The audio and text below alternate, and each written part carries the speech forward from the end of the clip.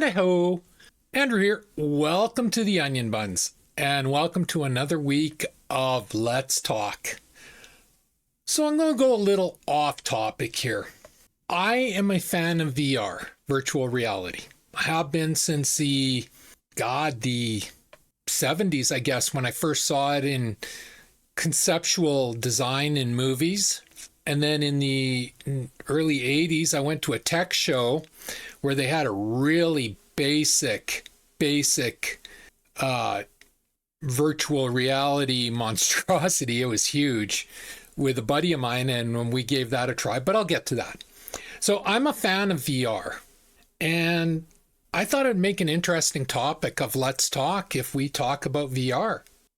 What I like about it, what I don't like about it, what my hopes are for it, and what my disappointments have been for it.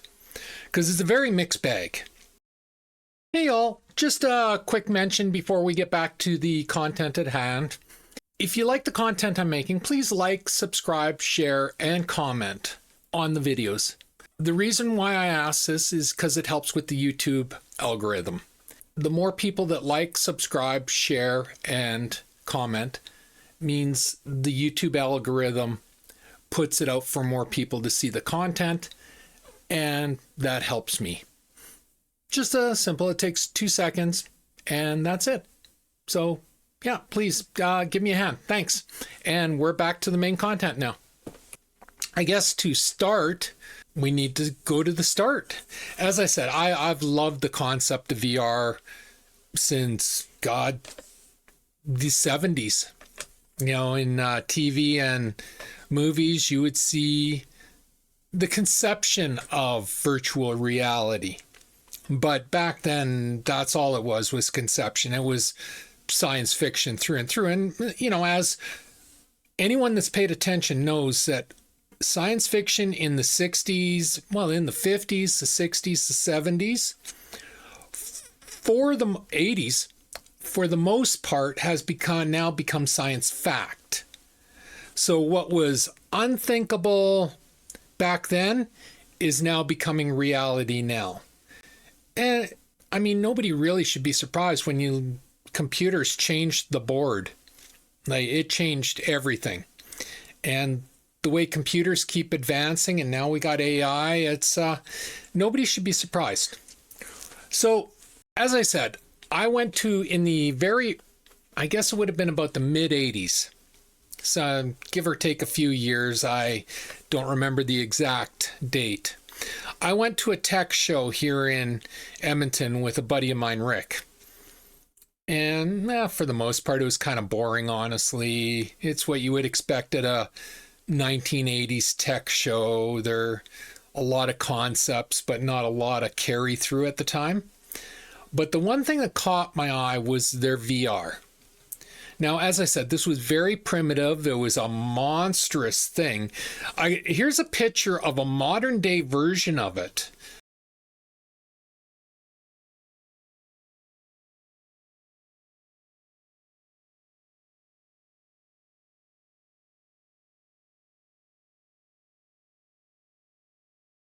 But I couldn't find any pictures of the 1980s version. I looked for about a half an hour on the web, and I couldn't find any images. So basically take this picture, and put it 4 decades earlier, and you start to get the idea. But this was basically the premise of what I experienced. So what I experienced at the tech show was you had this circle, and you would step into it, and you'd put the headset on, and you'd put there was wires everywhere. And in virtual reality, you were a stick man. And there was 3 levels. There was this platform, and this platform. And as a stick man, you would jump to each platform, and you would shoot these flying pterodactyls that were stickmen as well, coming down at you. And that's all it was. There was no fantastic graphics or anything. It was just stickmen, but it was the movement. You were controlling your stickman, and that really appealed to me. And oh my God, was that a workout? Like this, in the 80s, I wasn't diagnosed with my ankylosing spondylitis yet, so I still had full movement, and I got into this thing. I didn't want to get out of this thing. I could have spent the entire day in there. It was so much fun. And that got my desire, I guess, going. And, I had to wait until, I guess it would have been around 2010. Yeah, around 2010 when I got my next taste of VR in a Google headset that you'd put your cell phone into. And here's a picture of that.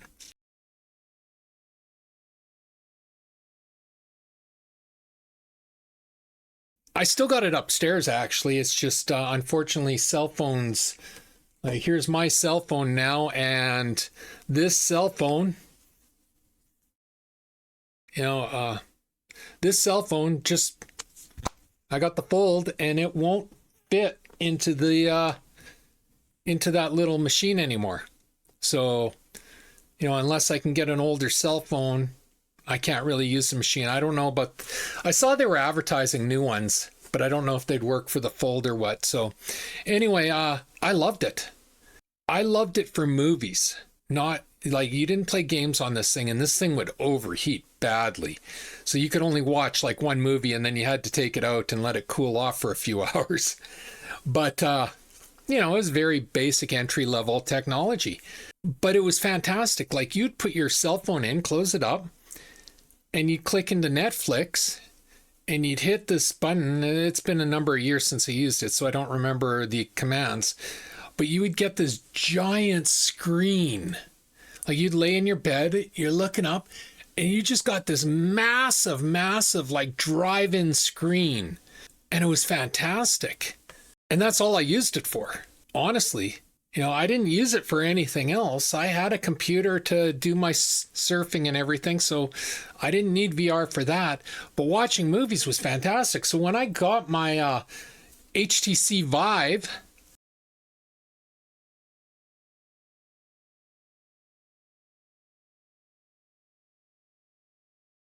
in, I guess it would have been 2019 I got it, I was really disappointed because I could not find that app to play Netflix or Amazon to watch movies. It's like, I want to put this on and have that giant screen. And for some reason, on the headsets, like, here's my, this is my Oculus. It's not offered. So that was disappointing because that was actually my favorite part of the whole VR. But anyway, I got the HTC Vive, and I instantly regretted it. First off, HTC Vive has the worst customer service. There's only two companies in the world I've seen customer service this bad: HTC Vive and Rogers Cable here in Canada. Like, their customer service is absolutely atrocious. And sure enough, my HTC Vive, it arrived with a broken controller. And I went through hell trying to get that controller replaced. And I never did get it replaced because, like I said, the customer service is terrible. It's absolutely terrible. I cannot say anything good about that company. That company is Steam. It's the parent company of Steam. And when it comes to customer service, they are the drizzling shits. Just, they are horrendous, and I will never buy another HTC product because of it. I did manage to get the controller working using, I found it on the internet because I wasn't the only one that got broken controllers sent to me, using these little hair, these little elastics. And on the internet, they showed me how to put it around the controller, and I actually did get my handheld controller working. So I did get to try the HTC. The other problem with the HTC is its room scale. Now, here is the Oculus controller. Okay, now with the Oculus controller, you got this little joystick. With the HTC Vive, you don't get the joystick. And to me, that made all the difference. You put this on. I can't even figure out how to wear this anymore. Anyway, and you use your controller. So for somebody with a spinal disease like I have, being able to sit down and move in games with the joystick was a godsend. It's what I needed. With the HTC Vive, they didn't have that. What they had was I came with Fallout 4, and graphically it was amazing. Oh my God, was it beautiful. But it was unplayable because all they offered was teleport movement. Is you'd slide your thumb on the touchpad, pushing the thing ahead, and you hit the button and you jump to there. And that's how you moved. And it's like, you can't play a game like that. You need the joystick to spin around and move forward, move back, unless you're doing room scale, which I couldn't do because of my back. If HTC Vive had come out when I was in my 20s, I would have loved it, because I could have done room scale then. All the ducking and jumping and moving, and it would have been amazing. So would my Oculus for that, because you could set room scale for Oculus. It's just Oculus gave you the option of using the joystick as well. And the joystick was amazing. Yeah, so I've tried numerous VR products, obviously. I tried the initial, loved it. I tried the cell phone headset, loved it for movies, granted, but it was still very primitive. I tried the HTC Vive. I loved it for the visual graphics of it, but I hated it for its control and absolutely detest it for its lack of customer service, which from what I read online has not changed. You still can't call them up. And to me, any company, if you cannot support your product by me calling you, then you are intentionally trying to deceive the customer, in my opinion. I'm very computer literate, obviously, and I don't want to sit there typing on a computer. I want to talk to a real person when I'm doing a customer service issue.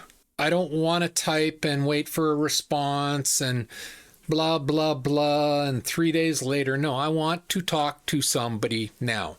And I want to talk to somebody who can speak frickin' English. Okay, that's off the topic, but... So, I ripped HTC Vive out of my computer. It's sitting upstairs in a box now. I didn't pull it out. It's, like I said, I'll never buy another VR product from HTC Vive. I will buy another Oculus product.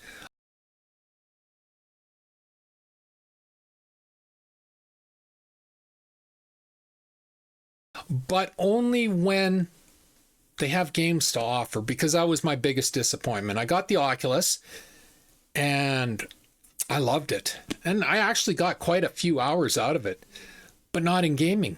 Because what I found, and I should have known this, I really should have known this.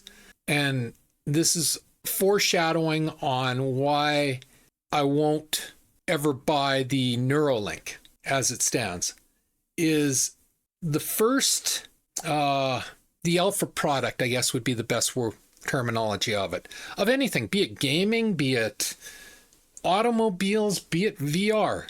They're buggy. They're always buggy. There's always problems. And that was no different for any of the VR. But the other thing is people try to cash in early. And that's what happened with the VR market, I found, is for every good game for VR, there was 1,000 cash grab pieces of junk. And I just got tired of wading through all the junk. I'm not going to spend money on junk. To this day, I would love to play Mass Effect 1, 2, and 3 made for VR.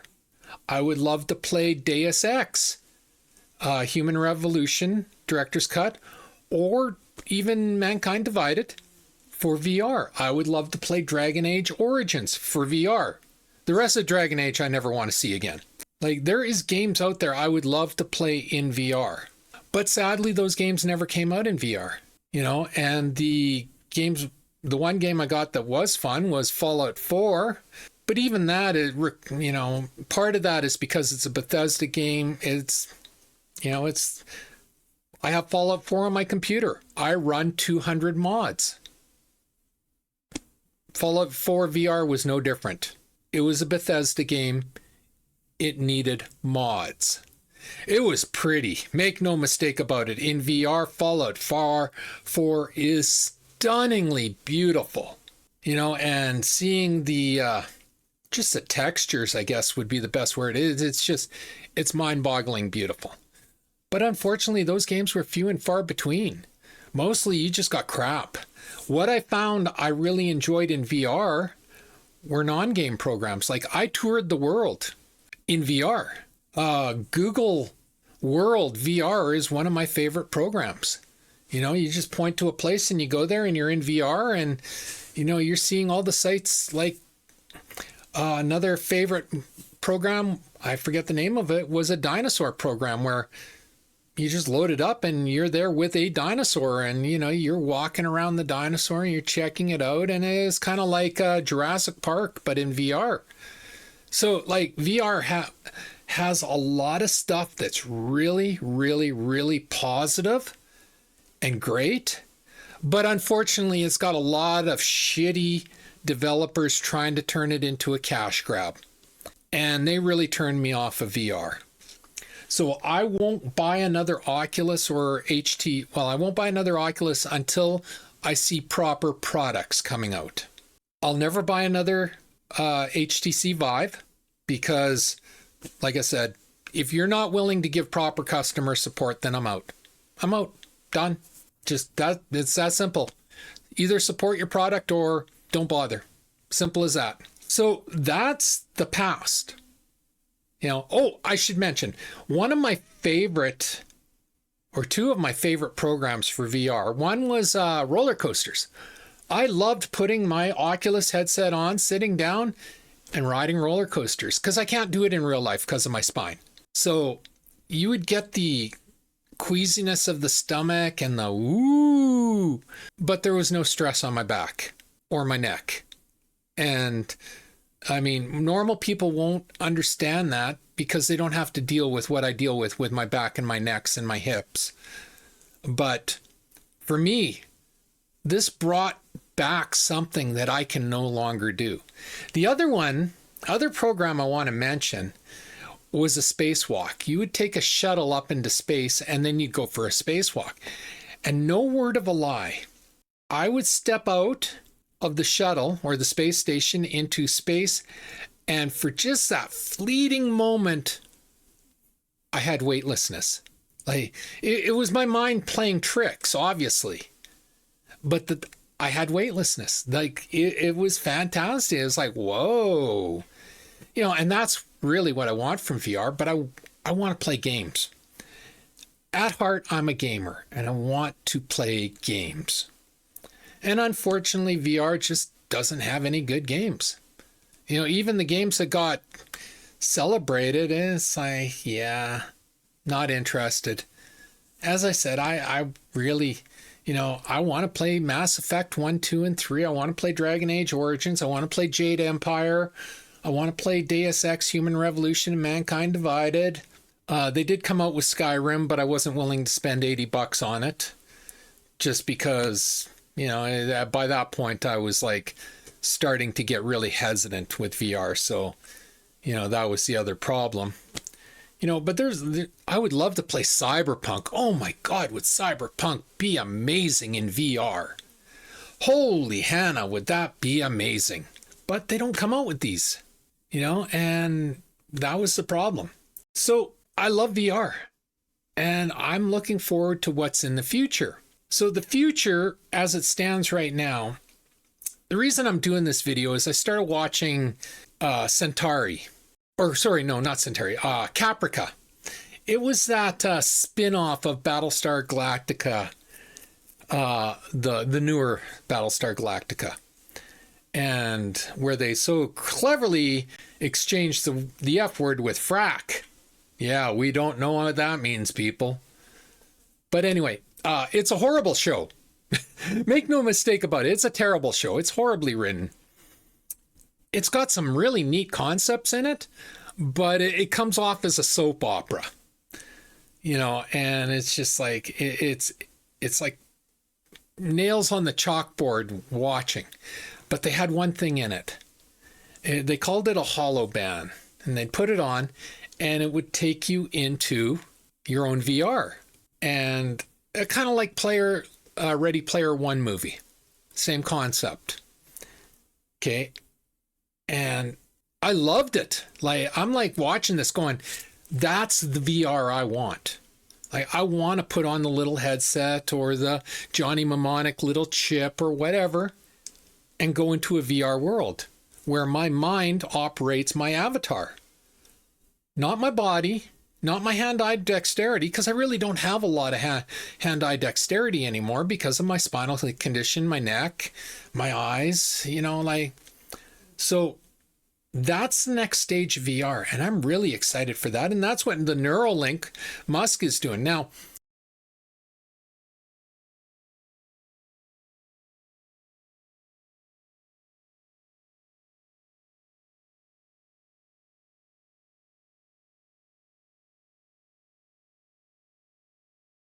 I will never buy him Neuralink. Not because I'm against it.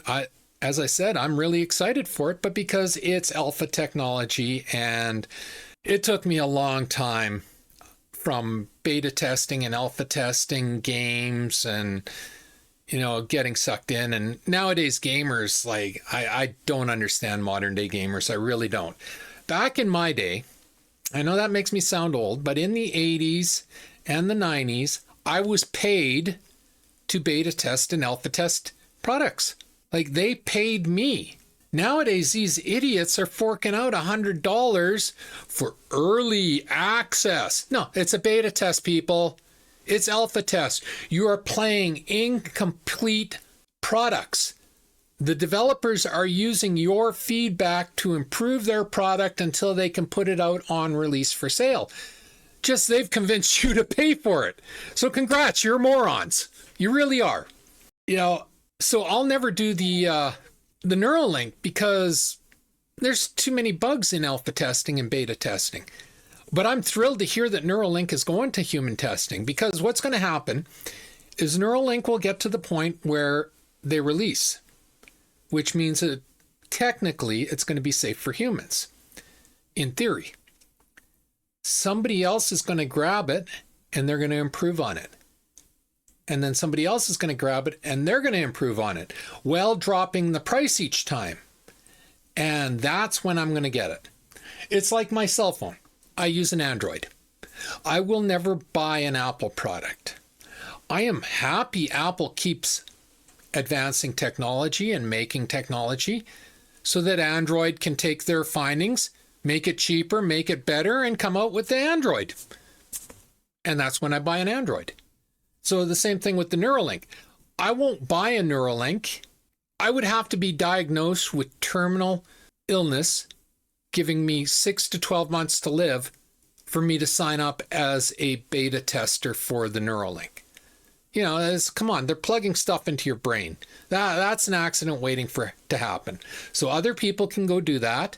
And once Neuralink's figured out all the bugs, they can put it out and somebody else can grab it and they can reverse engineer and they can fix some more of the bugs and lower the price. And then somebody else can come along and go, no, we can do it even better.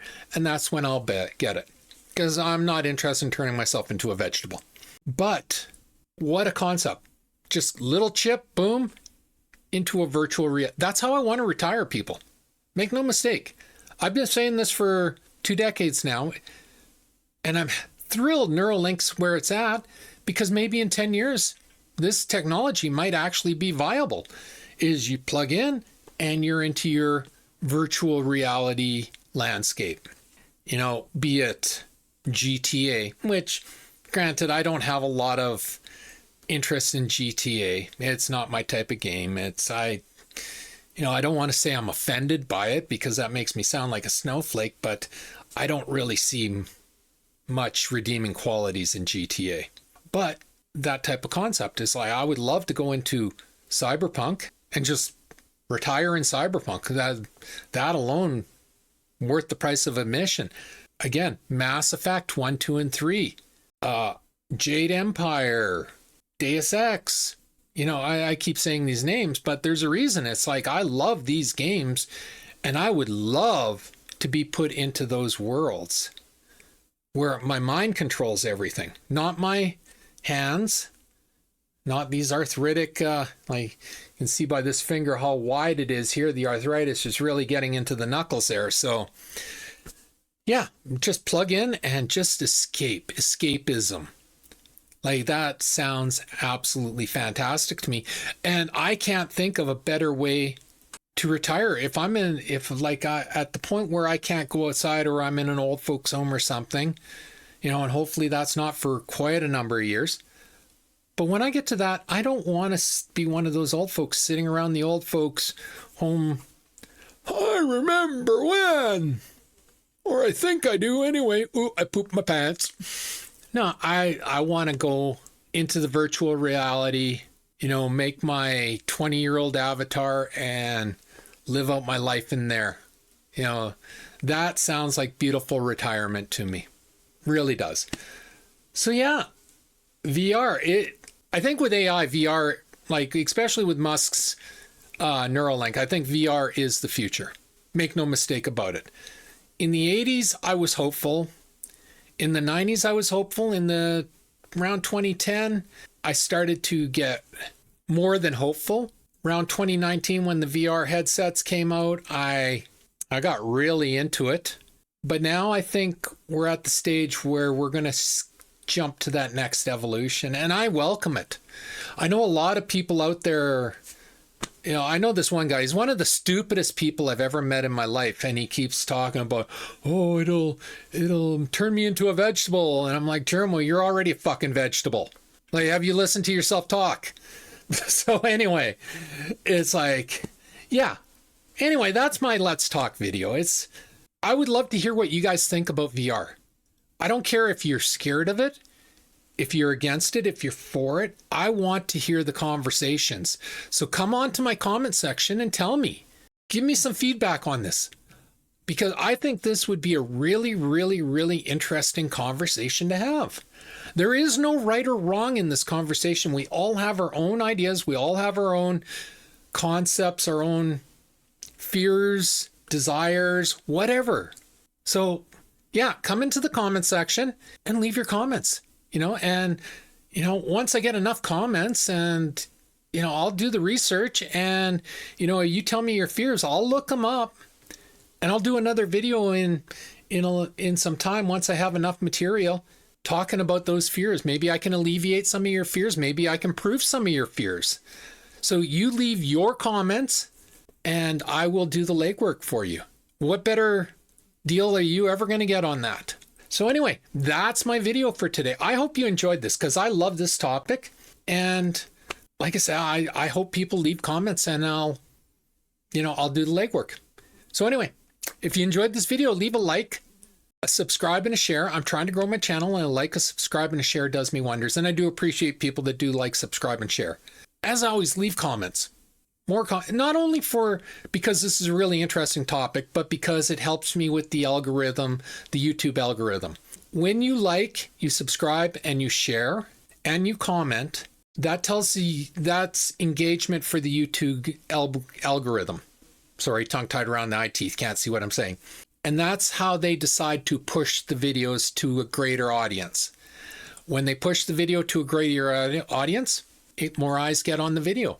More eyes get on the video, more interaction. So it's a selfish ask, but please do like, subscribe, share, and comment. And yeah, so as always, pew, pew, pew, and shit. Thanks for watching. Bye.